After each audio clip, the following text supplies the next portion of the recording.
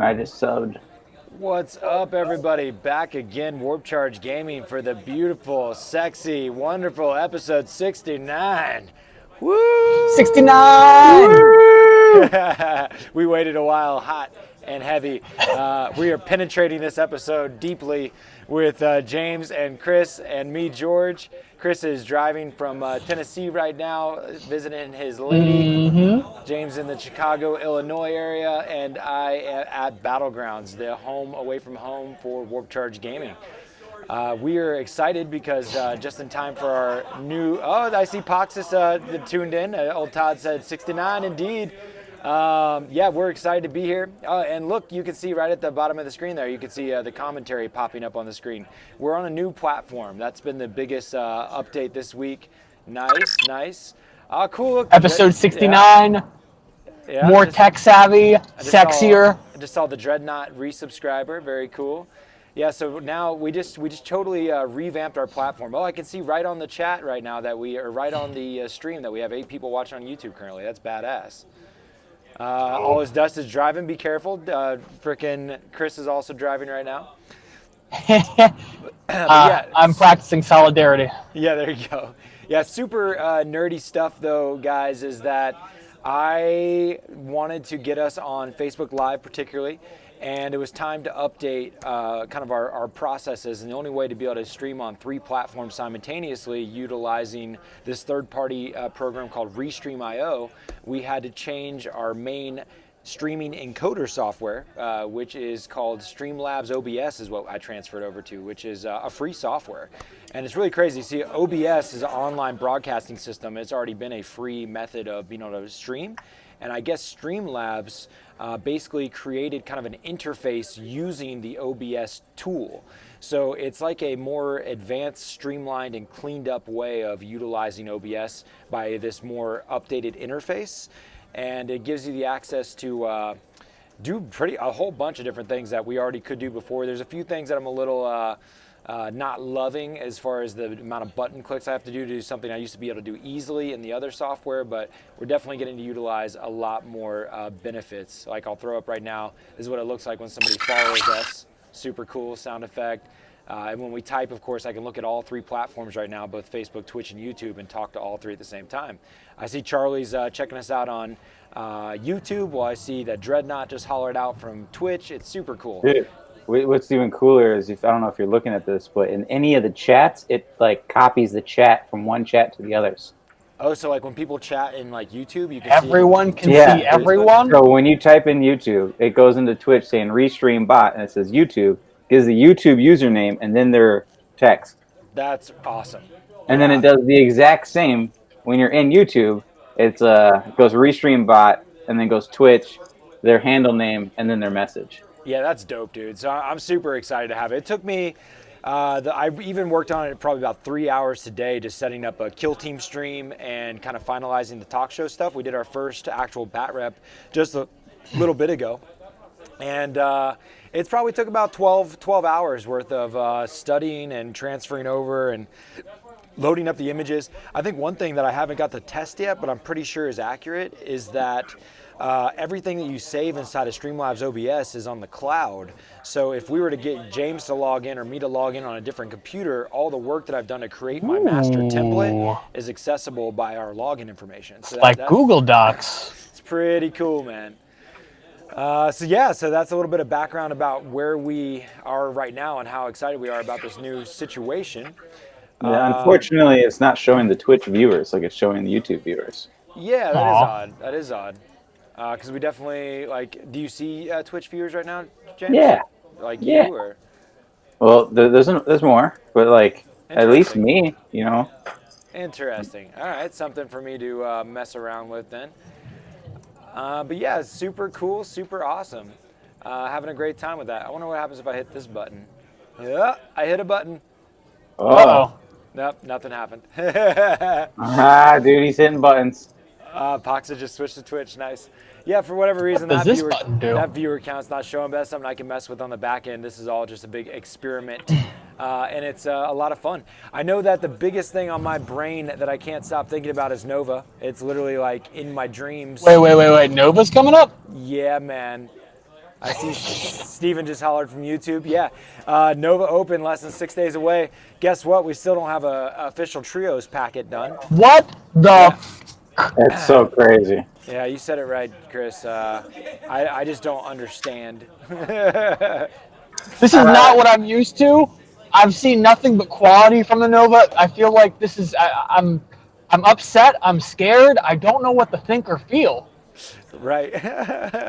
there's our buddy Matt. Matt's got his finger on the pulse. I see him all the time on the Nova threads on Facebook and whatnot. Matt, where the hell is the trio missions? Is it because it's narrative that it's no big deal? Is there somebody in the hospital or something that I should feel bad for? Or should I just keep thinking he's being a douchebag? Do we need to put somebody in the hospital? Come on, dude. Where is Gotta our break some kneecaps. packet? We just had this past weekend, we did a Nova Trios tournament.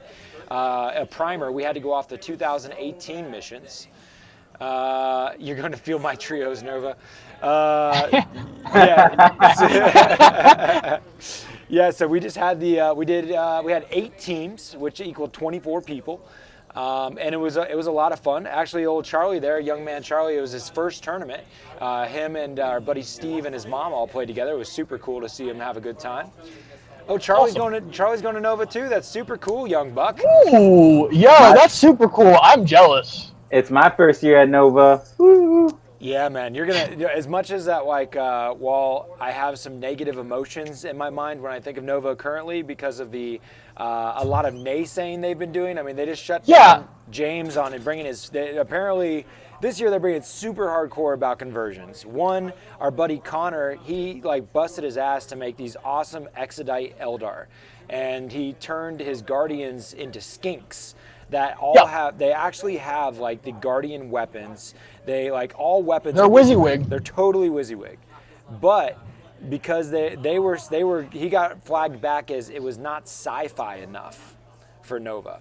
So for a conversion, it was not sci-fi enough. Very subjective. I was like, Yeah. Wow. who decides what's sci-fi enough for the 41st millennia? And I mean, Like, come on. Dude, the only thing I can see that could be that subjective is like if it's an Imperium Knight and you're trying to play as a Chaos Knight, then you say it's just not Chaos enough.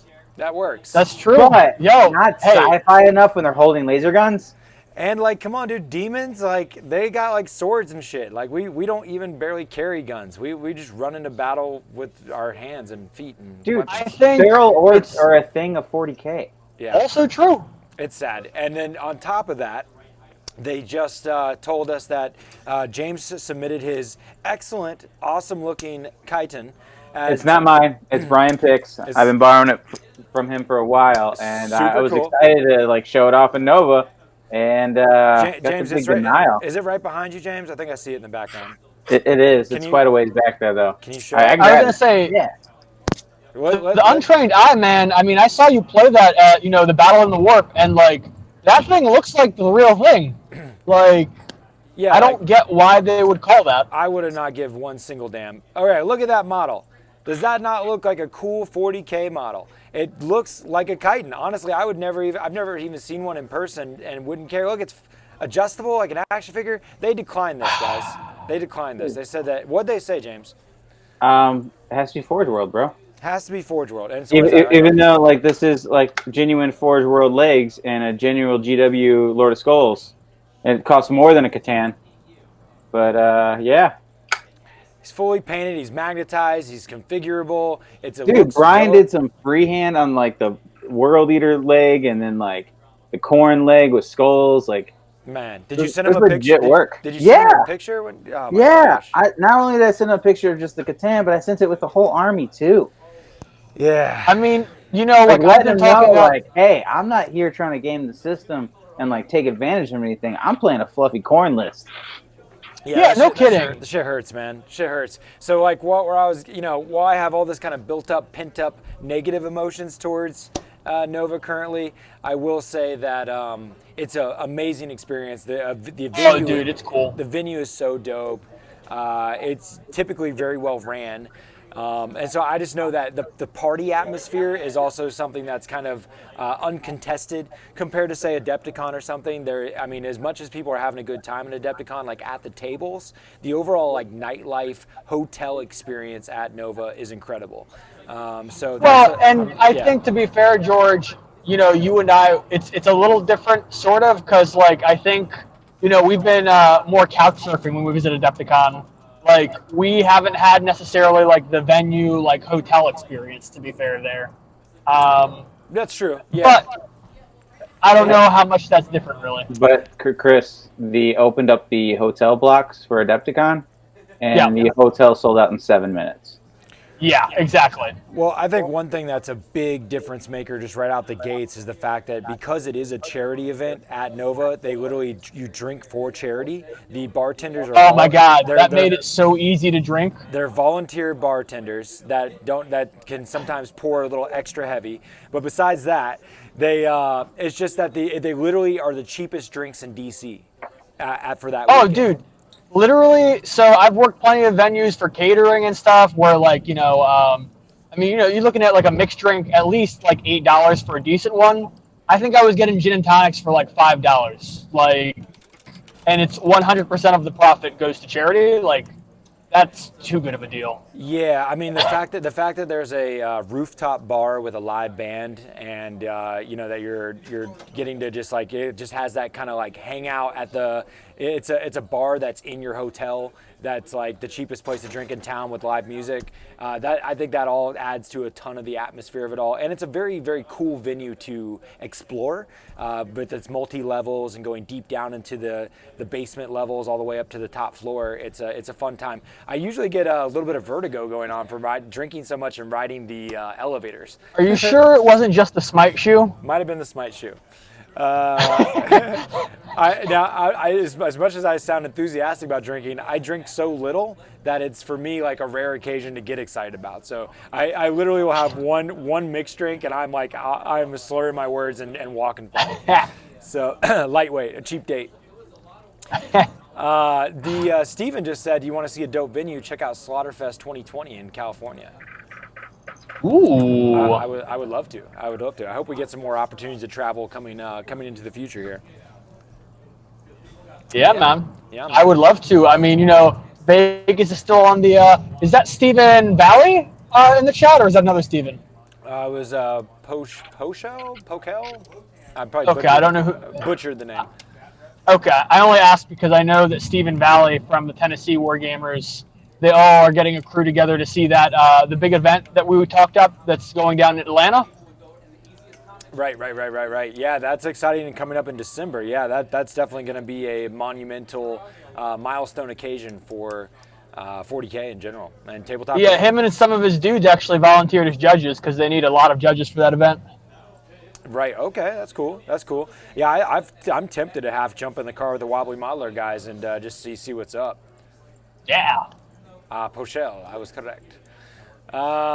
So I got a few images just to try out the old stream software here. Let me see if I can show you guys some cool stuff that James has been up to in the studio. We'll start out with this sick base. If you've been checking us out on Facebook, you've already seen this stuff. James has been posting these pictures up. You gotta love, where is it? Here is the full, I'm losing it. Here he is. Yeah, trying to operate this new stuff. Here we go. Buttons, bam. Yeah, this full-blown disco I got up on the screen now, James, that shows the leopard skin that you did and all the awesome shots. That is such a ridiculously sexy model. He really is. He really is. People are gonna lose their shit. I know has Kevin seen it in person yet, James? Dude, it's in his possession. Oh man. Ooh. He probably sleeps with it, like, gives it a kiss for a bed and stuff. I don't know, man. I don't know. I'm excited to work on the next one that's going to be part of the band. Let me show that's cool. Show that. Blam. Yeah. I don't know if you guys can see that super well, but man, it is a freaking Demon Prince with a badass guitar. That is dope. Yeah. Counts as Malefic Talon or whatever you want. Just don't bring it to Nova. Yeah, see, that's actually a tangent that I almost got when we were bringing that up. Like, I have this really elaborate idea I want to do for my Gene Stealer cult. Like, this kind of policy is discouraging to people that want to get in on like the conversion element. Like, it's a shame. It is. It is. I totally agree. Here's a look at. We've shown this disco off, but James had sent me mine here recently as well. Let's see if we can blam. Ooh, that one's really cool too. Yeah, people in the shop have been drooling on it a bit. Yeah. Oh yeah, it's beautiful, man. Speaking of things at the shop, this coming Saturday we will have a Age of Sigmar tournament. Again, the Nova Open format. Everything we do up until Nova for the last couple months has been the Nova format, at least where we can accurately do those things. So excited about that. And what I'm really excited about is our venture after Nova, where we're going to invest in some new merch. Check out these sweet neoprene objective markers that James designed. Oh, dude, those are so cool. They are. We're going to post quite a few of them, at least 2 or 3, to our Facebook group. Our Facebook group is exclusive to our Patreon members only. That's where we run polls and let our subscribers to our Patreon kind of be steer the wheel of the direction of Warp Charge. So if you're interested in some of those awesome benefits that we offer to our Patreon members, then please go check us out. We also have another edition here. This is kind of a Rick and Morty theme. I think these are also very nice looking. Not my favorite, but still cool. You can't see it right now because I'm in the car, but I'm actually wearing a Rick and Morty shirt right now. Oh, dude. I'm a fan. Hilarious when George says he's not a fan of it, but it's like, dude, I'm such a fan of it that I want to see it be a thing. It's definitely prolific, man. It's kind of hard to like get away from it at this point. It's got its own very sci-fi subset of culture at this point. I mean, I'd be down for. I mean, I definitely I want them all. You know, I want all the merch and all the cool things. But I just know that I'm not, like rubbing my hands together in excitement to get this particular one. Maybe it's because I always fall for the joke. I always fall for the damn joke. Maybe like I'm always the guy looking at the thing, and maybe I just have like bad PTSD. vibes. Yeah. Yeah. So the objective markers are 7.5 inches. The center circle, like the dotted circle, is your objective marker. The inner dotted circle is the 6 inches from the center point, and then the other part is the outside of the objective marker. Yeah, so basically however you play it, whether it's from the center or from the outside, you can. The only game that you can't really play it for is Kill Team, because like there's a different, right? It's like 2 inches. 2 inches from the center, yeah. Yeah, so I mean that one you're gonna still have to measure from, but it still has that inner ring that you could still use it in Kill Team. Nice. Yeah, Charlie's like, you got me. That was the whole goal, Charlie. It's just to get you, bro. Yeah. Got good. Let's see. So we also got, just while we're here and talking about merch, there is also some dice up on the site. We went through our teal and gold extremely quick. People are asking about those teal ones all day, man. They want them, man. If you are at Nova, then you will, and you get a chance to say what's up, come holler out, and we'd be happy to throw you a dice. And appreciation of you being awesome. We'll definitely be passing these out to every person we game with as well. It's just a fun tradition we've done at Nova for 2 years and Adepticon. Damn right. We like to get those dice out there in the world. So excited about that. Excited to move through these things and get some more. I want some more colors. Addicted to it. Plus 10-week wait, man. I'm an impatient person. Dude, well, it was 9 weeks last time, and then it's 10 weeks this time. I know, so it might be 11 weeks the next time. Yeah, no doubt. You're right. Just got to do bigger and bigger orders. Dude, they cut us off, bro. Yep. Those dicks. Dicks on They dicks. cut us off, man. They're like, you can only order so many because other people got to wait another 10 weeks. Hell yeah. Aw. Flip Popopotamus likes the black and gold. I like those a lot too, man. Luckily, They're cool. Those have been popular because that was kind of an executive decision. We did a vote on the Patreon Warp Charge Gaming Facebook, and that one it was like a toss-up, and I made the decision to get that one, and it's done well. It's done fine. The ones that people don't really jump all over is the dark red ones, the Scarab blood red ones. That was interesting. I like those, but I only really like them for wound markers, so I don't need but so many. Yeah, they'll be good giveaway dice. Oh man, so yeah, a lot of I think we're all kind of in headspaces that are like, okay, Nova's coming. We're kind of like fast and furious. James had a migraine today. Like I know Dude. I just got to play Kill Team. So my mind's kind of everywhere right now. But you know, is there anything chunky in the 40K universe that would be worth describing at this moment? We know Space Marine book's So out. yes, kind of. For me, anyway, I feel really stupid that I didn't realize something about the Gene Stealer cult as someone who plays Gene Stealer cult. Because I've been doing a lot of driving today, I caught up on a lot of 40K podcasts, and I forget the stream. I forget what podcast it is, but they had Nick Nanavati and Frankie from you know the ITC talking specifically just Gene Stealer cult for like over 2 hours. Oh wow. I did not realize, and I should have, because the same wording on the new Space Wool or Space Marine drop pods. When I take 3 blip markers and fling them into reserve, I can have reserves arrive after turn 3, Oh man, that is a big deal. which for team games is also a big deal in my opinion, because I can take my little 3 5-man units outlet hybrids if we need late game scores for our team's games. So Oh look, I dropped them on turn 6. so how does it read that does not make them count as tactical reserves? Well, because what happens is after they're on the board, you deploy them as blip markers first. They count as being deployed for purposes of everything, and they FAQ'd it so that you cannot deep strike turn 1, because originally all of the reserve tactical reserve rule restrictions only apply to units that go into reserves before the game starts. Uh-huh. Because the blip markers count as deployed, and then you switch them to your reserves on turn 1, they dodge all of the tactical reserve restrictions, I see. except the deep strike turn 1, which specifically got FAQ'd and taken away. Because without that, it as written, they could do that too, just like drop pods. Yes, exactly. Which is why I was a little bit salty about the drop pod rules, because I was like, why is theirs different? But this whole examination of the drop pod rules concept, as well as coupled with this podcast, like, I'm just like, oh, wow, I can literally drop reserves turns 4, 5, and 6. Yeah, that changes everything.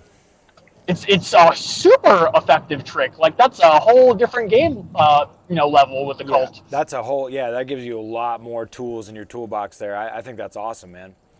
Yeah. Very, very cool. Yeah, I'm excited about that. I'm excited about, I had a chance to read through kind of the main points of the Space Marine book, trying to see how I could apply it to the Space Wolves, which pretty much was just shock troops and drop pods were the best part about it. Unfortunately, as we saw today, well, I guess like Forge World, I don't know, the way that the errata came out for the drop pod assault rule in the Space Marine errata is wacky, because like apparently Forge World and Heretic Astartes drop pods don't have access to the new drop pod assault rule as written, even though the name of the rule is the exact same as the Space Marine one. Like the Lucius pattern drop pod or the Dreadclaw for the Chaos Space Marines, they both have the drop pod assault rule. And that's what Does the Carbitus have it too, or no? Yeah, the Carbitus. It also has the drop pod assault rule. That's like the name of the rule. But inside the errata, it only shows the drop pod assault rule in the section of the errata of the Space Marines, while the in part of the errata it specifies changes to Heretic Astartes and the Imperial Armor Chaos book, totally separate from where they put the drop pod assault errata portion. Even though it's the same way, they're written the same way, until we have an FAQ, we can't confirm that Heretic Astartes or Forge World drop pods have that. So I don't know if I can drop pod in my dreadnoughts or not with my Lucius pattern drop pod or not. It's bumming me out. Yeah. And that's significant. Flippotopotamus just made a great call out. He asked if Space Wolves could use the new chaplain rules, and that was actually my biggest disappointment. Is no, that we do not have access to chaplains. We can do all the Phobos stuff, and there's like a new psychic discipline that it's like obstruction or something like that affects the Phobos Marines primarily. and we can do that kind of Yep. stuff. But we do not get a chaplain. We do not get the new litanies, which are super cool. It would have been very nice. I kind of feel like you guys are going to get a turn when they update the codex, but I just I hope it will stand to give other codex chapters these same tools. Yep. Yeah, it's to be assumed that we'll get all these things, and that's kind of like we talked about that on last week's episode, where it was more of a when it can get you down, like about not having access to certain rules when other books do. My first instinct is always more of a positive outlook of like being excited for the precedents that things set. Like as we get new introductions of rules to the game, we can expect the evolution of the game to continue to follow suit, and it's exciting. It's like whenever they said that Tau could only have one commander per detachment, or they did the same thing with Genestealer Cult. The new precedent with the Space Marine book is how the only way they can get their sub-faction benefits, their Legion traits, or their chapter tactics, is if they are a pure army of those chapter Well, tactics. that's not even their chapter. Their chapter tactics got better. Like all the chapter tactics got like a second half to a rule added. Oh, no doubt. They also get the bonus chapter tactic, which is just like, oh, that's so good. Like that's such a positive, like not take away incentive. You know what I mean? Man, I think you can build your own Space Marine chapter way better than any of the individual chapters you can choose from. And not to mention that you literally can choose just about any of these chapter tactics and their innate benefits, as well as take an additional tactic, and when you build your own chapter. So like if you're like a successor chapter, you can take like the main chapter tactic you like plus an additional one. They got things in there like fall back and shoot, fall back and charge, like nasty stuff, man. I thought it was pretty cool how they had. There have been some issues with. Sorry, I was going to point out. I know there's been some issues with that in certain Forge World models. Like I think Forge World has that the Shark Marines, the Karkadons or whatever. He has like a weird chapter tactic, and they're saying something about like the interaction with build your own chapter and him. Like you don't get both, or I don't know exactly what it is, but I agree with you for the most part, George. Yeah. How goes the planning for the Tabletop Pro event? That's something we were just mentioning before, Steven. None of us are going to the Tabletop Pro event, unfortunately. We're definitely, exciting and following the progress of it, and we'll definitely have our eye on how it goes. Have a lot of friends that are going, but we ourselves, unfortunately, won't be able to make it. Flip Flopopotamus had a question. I just love saying Flip Flopopotamus. It's a great name. Phobos question, he says, can I pay 2 command points to use a Phobos captain to a chapter master and have my infiltrators reroll every hit roll with the comms array? That is too much Imperium speak for me, brother. Yeah, I'm filthy Xenos. Sorry, man. Yeah, too much. I'm way more Chaos Xenos. I do not look into Imperium enough to know that. I only play Space Wolves because they're mutant werewolf people. Mutant werewolf people are the best kind of people. Yep. We're practically chaos. Yeah, couldn't answer that one. Sorry about that. Charlie's loving the new Space Marine Codex. Excellent, my friend. Good. I'm sure many of the Space Marine players out there are rejoicing. I know that Gilliman's going to hit the scene a little bit more with this point reduction. Dude, I think he's going to hit it less, to be honest with you. He got a nerf, in his aura. I mean, he just reroll wound rolls of 1 instead of rerolling all wounds. Yeah, but he rerolls all hits. So, like, not just, like, the missed ones that were not technically missed. Exactly. Like he got the call treatment. But, like, with the new doctrines and all the other tactics and stuff, like, some of these characters, like Calgar, look better than Gilliman. Oh, Calgar is, like, the more cost-effective version of him, almost. Like, sure, he's a little less punchy, but, like, how much punchy do you really need when the whole Marine Codex got their firepower kicked up, like, 2 times to 2.5 times? Yeah, and who cares if you come back alive if no one can target you? Yeah, exactly. Yeah. I've had that be frustrating for sure. Gilliman's a giant pain in the ass. Dude, I think you're going to see, like, certain, like, list types take Gilliman more that are, like, those stationary gun lines. You're going to see a lot of that. But most Ultramarine players do like that mix of Primaris and other things and trying to like move across the board. And Hygerius is really good. yeah, and I mean with the dreadnoughts and stuff that are moving now, with not counting as being moved, like that's what's crazy is they have a thing where they don't count as being moved. So C beams you can now move with them and still shoot them, where That's people were trying to disgusting. do that with Death Guard because they don't suffer the penalties while of moving. They still Yeah. move, and C beams say you cannot move with it. But Yeah. now Ultramarines, you don't count as being moved, even though you moved. So Yeah, That's gross. just lights you up. It bummed me out because I recall looking at the a lot of the psychic powers and wanting access to stuff like that, where like there is some nice buff powers, but they're all Legion or like chapter tactic specific. So there's no way you can take like the like a Imperium detachment to solve your, like a Space Marine detachment to solve your picks and chooses of the books, and then apply it to your Space Wolves. Which is awesome. They really pigeoned you into you're playing Space Marines or you're playing Space Wolves. I want new rules. I want them now. Dude, you're gonna get them. I mean, by looking at the FAQ and you not getting the same doctrines, like you just totally know they're gonna come up with their own space wolves and blood angels, and it's gonna be awesome. Yeah, Dangles. just a matter of when, I suppose. You're a win. Oh, thanks, man. That's nice. Probably I nicest think it's thing gonna you've heard all be. day. I think Dark Angels, and I have a really just like sinking feeling that when Dark Angels get a codex, they're gonna be like one of the like most disgusting Marine chapters. I don't know what it is. I think it's something like I think you're gonna see the Hell Blaster like play go into like full overdrive. Dude, I think with these little supplements and them slowly releasing them out, I think you're going to see some Primaris, or not some Primaris, but some Primarchs popping up, like the Lion. That would be cool.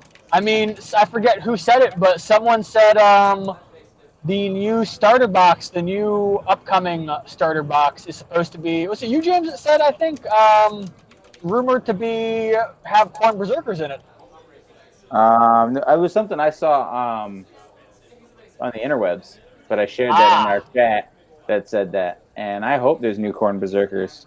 Well, not just that, but I feel like that would be, that would give pause and hope for a World Eaters Codex, which would be sick. I don't know if you naturally came to that same thought process, but that's exactly what Tau Dark just brought up in the chat. He said he's calling it now. World Eaters and Emperor's Children will be supplemental codexes. I cannot see the chat because of my current position, but Tau Dark, you're a thinking man. I appreciate it. Yeah, you're aligned in your thoughts.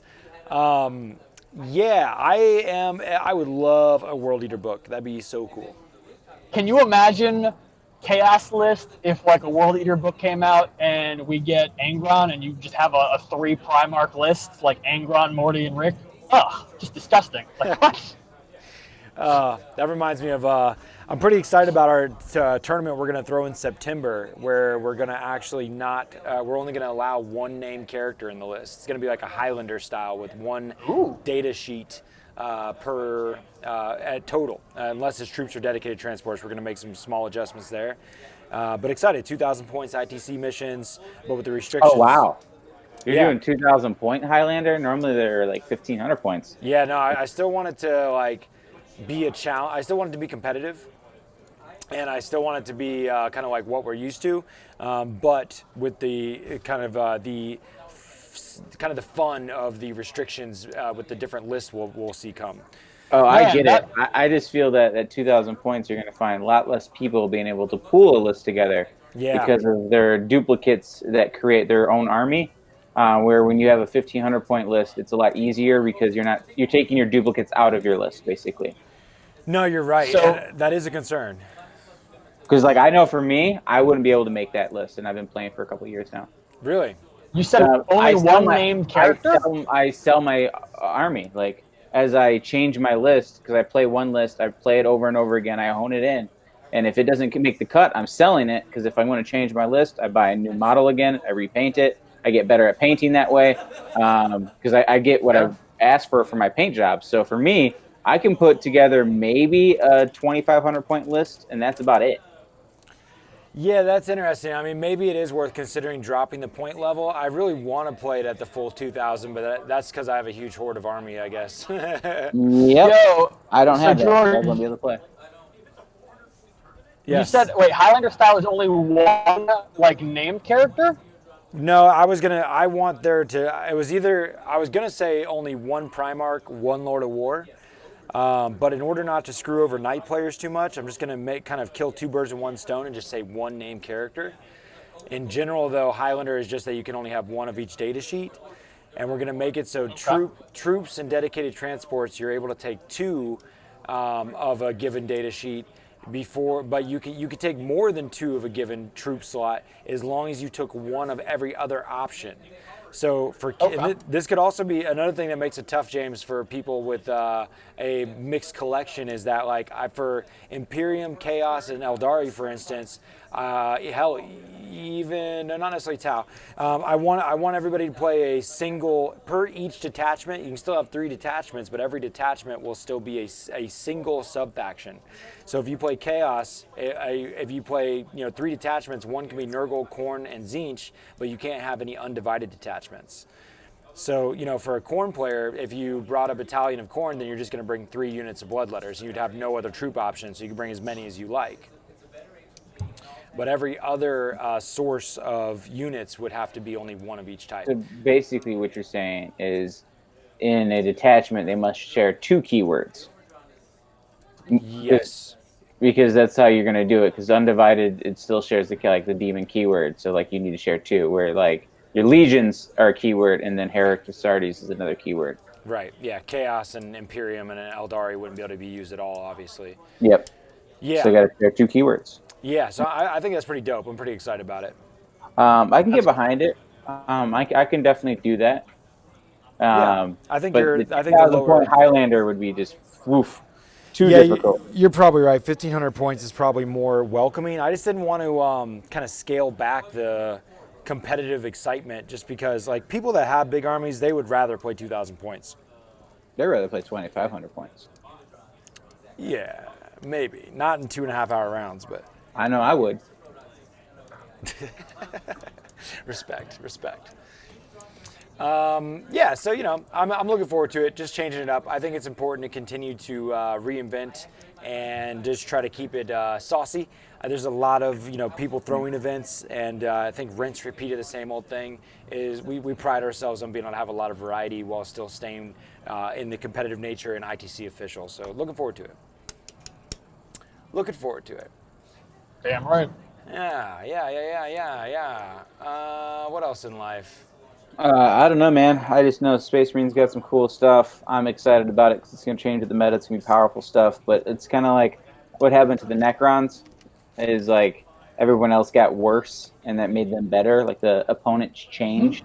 And even Tau, with the Castellan disappearing, Tau became more prevalent. Yeah. So I feel like with these drop pods, with more Marine-based armies, it's going to make my cornness awesome. At least against those matchups, because those are the matchups I look forward to currently, and I don't care if their tools really change because I still catch them in the same type of traps because that's the list building style. So I'm excited to see more Marines on the table personally. Yeah, no, I can respect that. I Kind of in agree. the same boat. I don't hardly bring any guns at all. Yes, it favors. But what's interesting is just the fact that the drop pod's opening up so many more units that you would never have taken for Marine players because they don't get to see their use. For my instance of Berserkers, it's very difficult to want to take them because if you don't go first, you lose them. Delivery system is a problem. The delivery system's a problem. They So need with to give us these drop damn pods drop being pods. the way they are and the rules the way they are of coming in whenever, coming in basically turn 1 or turn 6, it opens up those units that you normally wouldn't have brought, and especially for ITC missions when you're talking about behind enemy lines or recon, that's huge. Yeah, Yeah. currently though, we cannot take the Berserkers and drop pods though, right? No, currently no. I'm just excited about Berserkers because they get now 2 attacks instead of their normal attack. Oh yeah, no doubt. I'm excited about Wolfen, man. The Wolfen are gonna slap with that extra attack. My God. Yeah, I mean, dude, when you're adding just one extra attack, it's a certain units, it's huge. But Yep. when you add it to a unit that makes it already a big deal, but it fights twice naturally, you are giving it two extra attacks. Yep. And I don't know if you could put a point cost on two extra attacks to a normal troop without changing its points. Like what would you, like? Come on, what would you kill? Like, it Yeah. blows me away. It's a And big because deal. it's so potent, it's like, okay, now I can actually fit Scarbrand list and make like a unit of 3 dudes just massacre. Yeah, it's exciting. Poxa says +1 attack for Nurgle flails. Blight Lords are being painted right now. Haha. Nice. Very cool. Yeah, the man, I keep kind of wanting some. Well, What were you gonna say, Chris? I was gonna say, and honestly, as someone who doesn't play any of the, Chris is breaking up pretty bad on I've the end. always. Yeah, I can't hear him. I apologize. No worries. You're like driving through tunnel lands. Going through the country at the moment. Yeah. Yeah, he's super choppy. If all Ah, yeah. Well, that you guys continue. yeah, we'll have to come back to you on that one. Hey, James, Gary Frank says, "What's up to you?" What's up, Gary? Alien Mike. I know Gary's getting a beautifully painted Tau army together, Okay. and I can't wait to see him on the battlefield. It's been a while. Hell yeah. Hell yeah. Welcome to the chat here. Gary's watching on Facebook. Maybe Gary's never watched us on YouTube or Twitch, and he's getting the opportunity to thanks to our new streaming capabilities, being live on Facebook, Twitch, and YouTube all simultaneously. It's so cool, so cool. Yeah, very neat. Like Pox is watching on Twitch, and Taudark's talking on YouTube. It's so cool, man. Yeah, technology is really awesome when you get to utilize it. Yeah, I'm pretty stoked. I just got to get that little Twitch count to not show 0, and I'll be happy.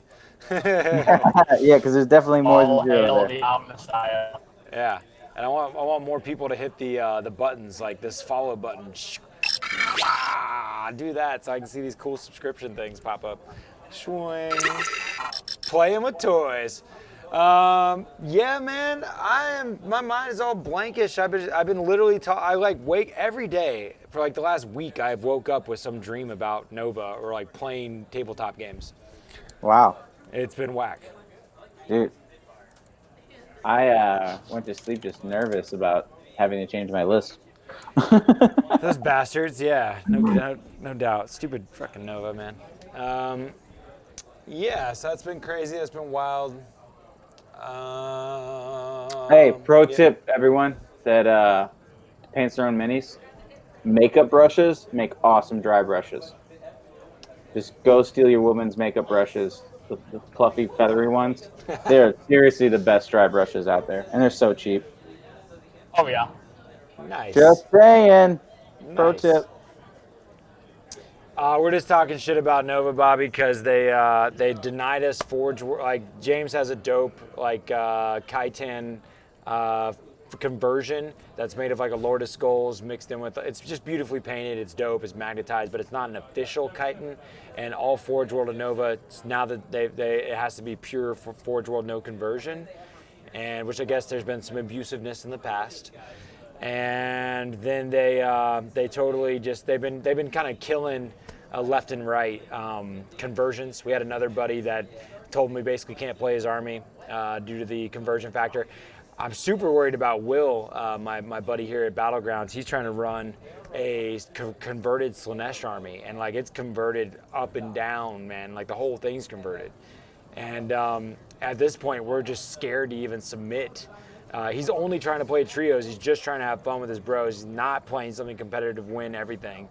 But I think our shtick right now is we're going to bring a hammer, and just somebody says that they call him out about his models. We're just going to be like, which one don't you like? Which one offends you most? And we're just going to like hang the hammer over its head. Yo, George, is my audio any better at the moment? Yeah, it's a little bit better. Yeah. Yeah. Cool. That's actually, so this is something I've been pondering in regards to the new stance on the Nova. I wonder how much that's Games Workshop talking to their event organizers trying to push Forge World sales. For real. No, I think there really is some backstory there. One with kind of new management, or Mike Brandt obviously is a playtester and is one of the main organizers of a Nova happening. There was There was like a rule on. They also like decided to make Death Denied for in Adeptus Astartes and Kill Team 3 CP, and there's been a lot of stank on the internet about that, of just about like, playtesters kind of like feeling their way through the rules and getting to make kind of big decisions to the way things are played. And whenever they make a decision, does that mean that GW is following suit, or how much is GW poking at them and things like that?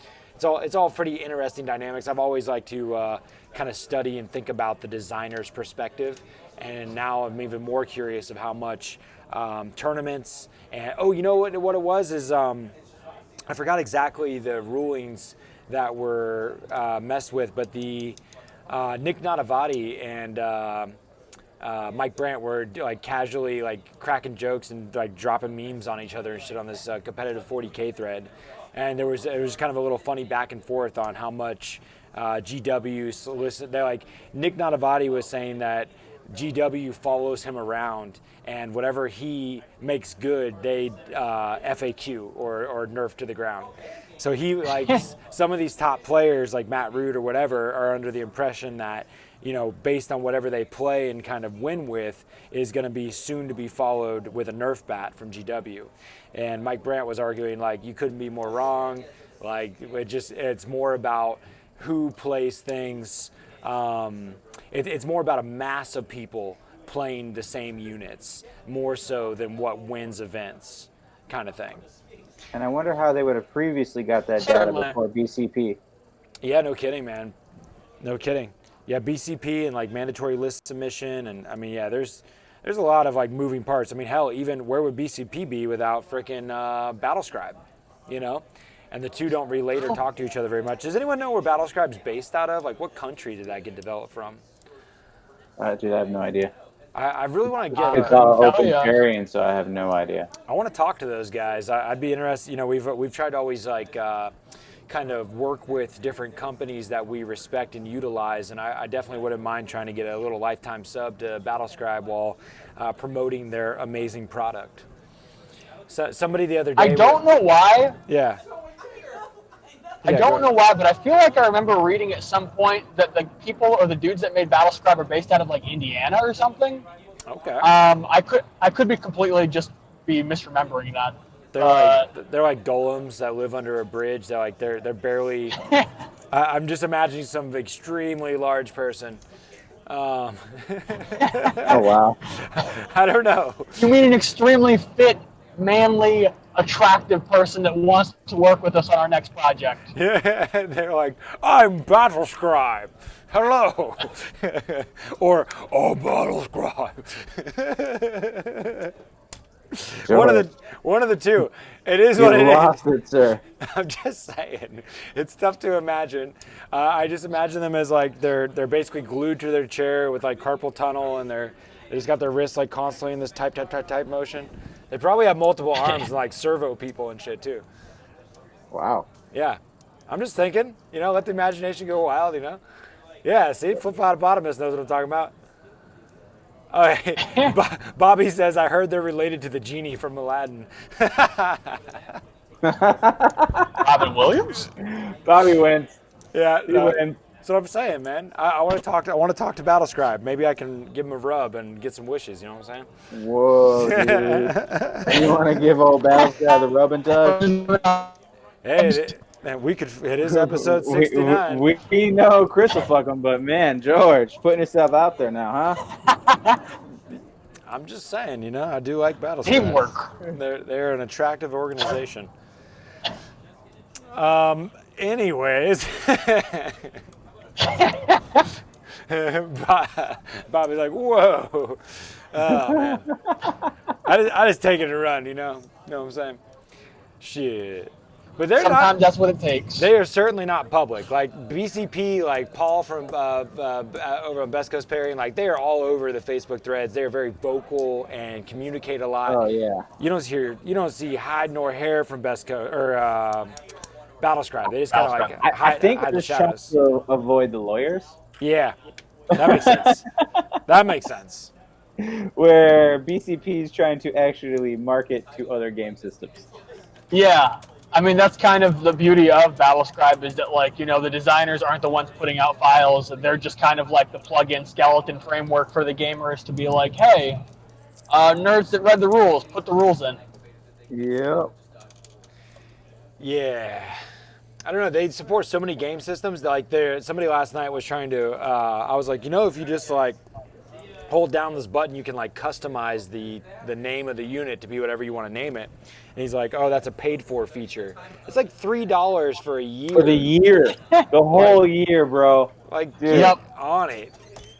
That's one of the things, dude. You got to support small companies, and when it's just costing you $3 for a feature that you probably use more than your actual codex, Come on. I know those colored pictures and fluff ain't worth that much. I'm That's saying, dude. literally not even a penny a day for the year.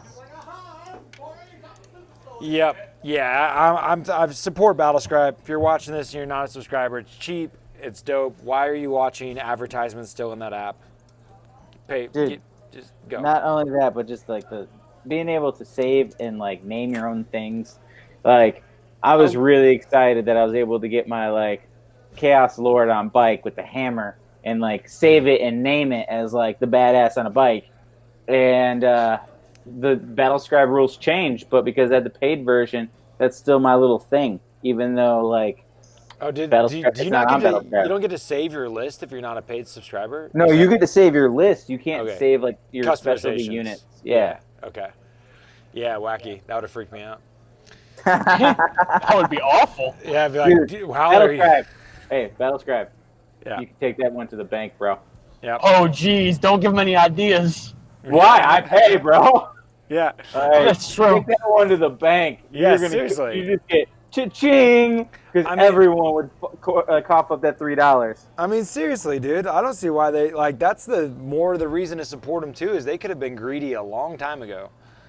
Well, and you look at subscription programs like Army Builder that have been around even like back in the day when I started. Dude, it used to be like $50 a year for just like the license to use that program. Right.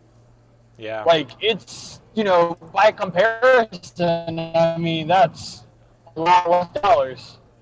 Yeah. Everybody support your small businesses. Cool. Reading these comments here, it's making me laugh. Yeah. So I'm glad that we got that out of the way. I need to talk to old Battlescribe from Indiana, potentially. Or Aladdin's genie. Or I gotta go deep into the desert and find Agrabah. Yeah. I will. Tiger Cave. I am here to rub you. And rub you well. Well, that audio file now exists on the internet, right? I will rub you so good. I hope someone real smart could do something good with that one. It ain't that hard, guys. I can easily do something. Ain't that hard? Now George is going to be the guy who literally like chops it up and makes it sound super gay. Yeah. And like, there's anything wrong with gayness. It's just George is going to embrace that side of himself. Yeah, whatever. I'm married. It's cool. She still love me. Colors of the wind, George. She said like through like the bitter end or whatever, like however many dicks I got to go through. Hey, that's the ride or die. Hey, just make sure the right dick is in front of you that you can start making some change in this world. I'm just trying to get that lifetime sub. I don't want to pay $3. I mean, how many? I mean, it'd have to be a pretty decent. $3 a year for 10 years. It's only like $30, man. Like. $30, $30, bro. That's not a very good. I know, but $5 is $5. Dang, I am worth more than that. Do not think I'm a cheap date, guys. Oh, I am. Dude, I have been paid to take an L in a tournament, so don't. Bobby cracked me up. He's like, you know, YouTube algorithms will link this vid to Dick and Aladdin now. Yes, Bobby, you are correct, sir. Damn it. Correct. Here we are on Facebook. Whole new world. Dwight, you tuned into episode 69. That's right. We've done this for 69 weeks in a row, and this is the most lewd episode probably we've had in a while.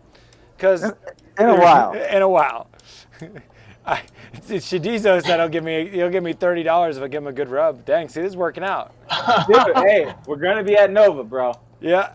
Next week, this live show will be at Nova. If you want to be on that live show, just come find us at Nova. Yeah, we'll line it up. All the rubs. Chris, All the rub and tugs, just $30. Dwight Kogan. What the hell did I just throw up? Oh my God. Well, what you tuned into is us being live on YouTube, Twitch, and Facebook all simultaneously for our 69th episode of Thursday night at 9 o'clock Eastern Standard Time. We do it every week. We haven't missed any, and I'm proud of that. People were mentioning just the other day that we should, I'm talking about how to up our game. We're about to go into our third year for Warp Charge Gaming, and what can we do to continue to reach new heights and milestones. And, one person was mentioning, putting our content out on a regular schedule so that, every day at 3 o'clock or something goes up. That is a challenge. That is a difficult thing as a content producer, and if you ever tried, and this is the one thing that we can be proud of, that every Thursday at 9 for 69 weeks, we have done this talk show. So I'm proud of that. Good job, guys. Good job. Dude, there's children watching. We've been reminded. Also, I the child. Yep. So are we going to try to rubs put on too? a live production at Nova or no? And usually the internet at the hotel is not fantastic. Hey, we'll figure it out, man. Yeah. But I drive brushed this base while we were all talking with a makeup brush. Nice. If anything, I was thinking about rocking one on Tuesday when James flies in. That's right.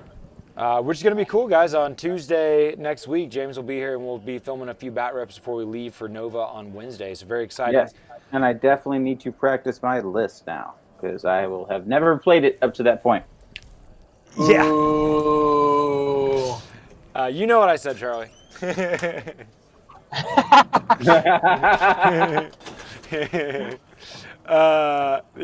no doubt there's children running this show. We are not grown up.